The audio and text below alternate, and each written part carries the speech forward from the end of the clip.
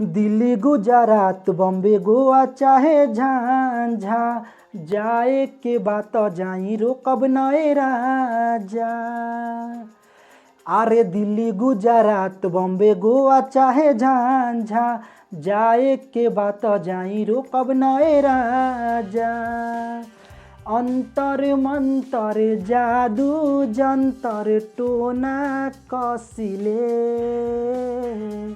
कि पिया मोरा जाहो जनी कलकतिया, उहाँ सवतिया बसेले।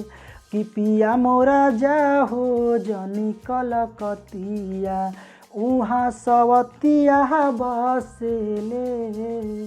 बार तू सीधा साधा बलमु बेचारा, एक बार के गलती अब करब न दोबारा।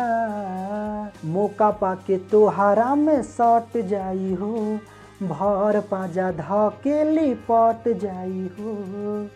दिल के भीतर उतले के जहर मीठा मीठा हंसले,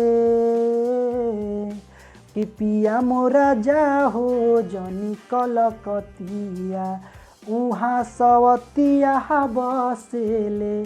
कि पिया मोरा जाहो जनी कलकतिया, उहाँ सवतिया बसेले। हमारा खातिर बाउर बा बंगाल वाला पनिया, लूट ली राजा तार चढ़ली जवानिया। आबे नाही देहब तारा देही पकलेस हो, बात मान विवेक बाटे अरजी विशेष हो। सपना देखा के अपना बना के रोजे डसले,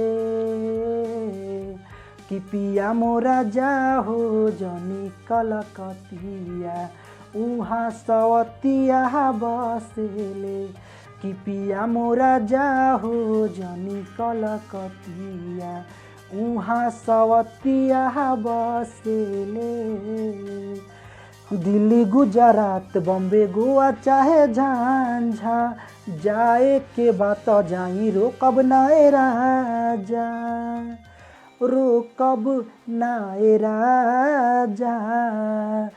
अरे दिल्ली गुजरात बॉम्बे गोवा चाहे झांझा, जाए के बात जाई रोकब नए राजा। अंतर मंतर जादू जंतर टोना कसिले, कि पिया मोरा जाहो जनी कलकतिया, उहाँ सवतिया बसेले। कि पिया मोरा जाहो जनी कलकतिया, उहाँ सवतिया बसेले।